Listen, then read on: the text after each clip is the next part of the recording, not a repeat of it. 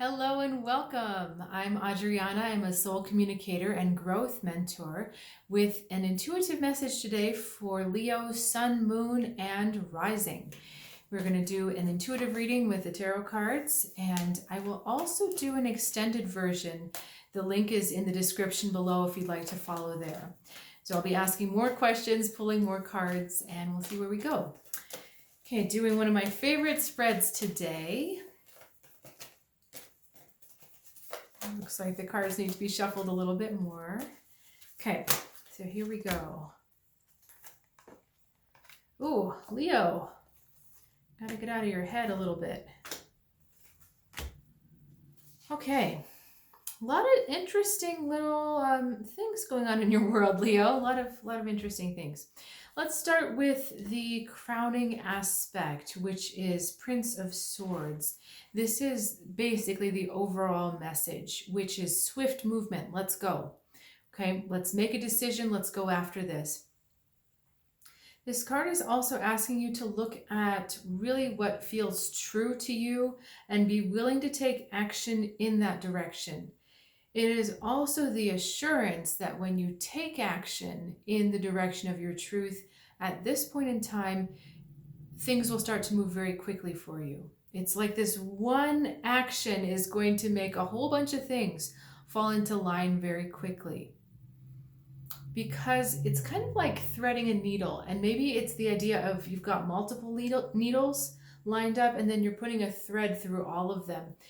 There's something about this time right now that a judicious action taken by you is not just going to thread one needle, it's going to thread a bunch of them. Okay, good. Now let's look in your mind. We've got Two of Swords. So you're not fighting, but you're also not moving. Okay, this is where this decision needs to come in. And this was our prince. Notice swords to swords saying, hey, let's do something. Let's actually get this going. And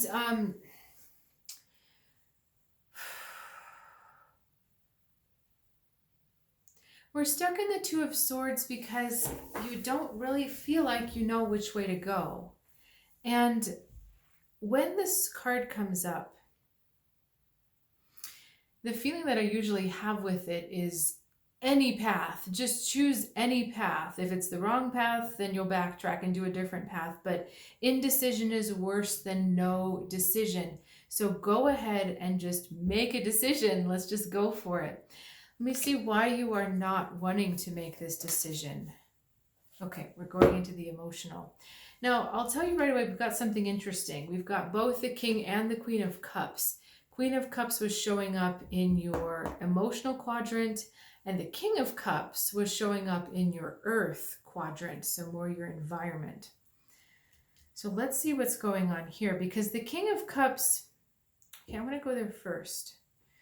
King of Cups in your environment is talking about emotional opportunities, but it can also be talking about a person. A person that lets their emotions lead their choices rather than their logic or rather than what seems to be right. They go off of what they feel is right. So it's kind of both ruled by emotions and intuition, but this person is having a tendency to be more stuck in their emotions than they are in their intuition. And this concerns me a little bit because this was in the earth quadrant where we want to see more grounded, more practical kind of energies, and that's not this King of Cups.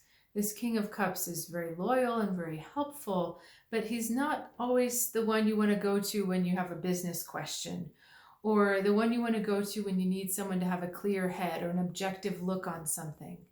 Okay, so there's an emotional component to this pulling you off. Either the person advising you is too emotional, or you yourself are being a little too emotional and not calculating enough in your decision making. All right, let's go now to the Queen of Cups in your own emotional world.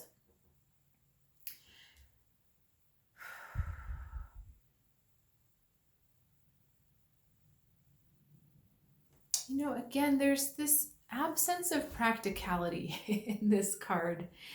Leo, you see, she's very far from her throne. She doesn't want to sit and deal with the earthly mundane things. She wants to be out communing with the divine and connecting with those bigger energies outside.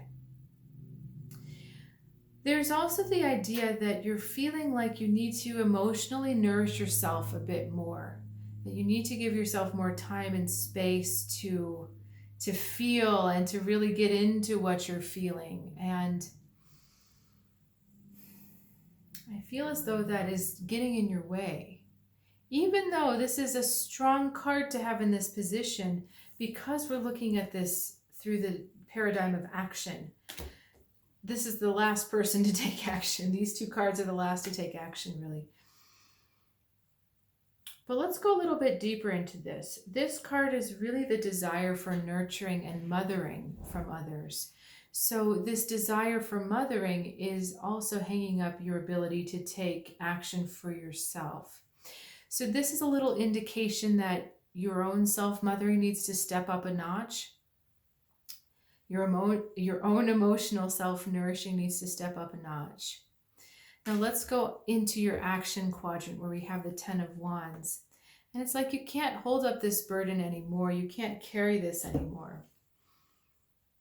I want to see what you're carrying.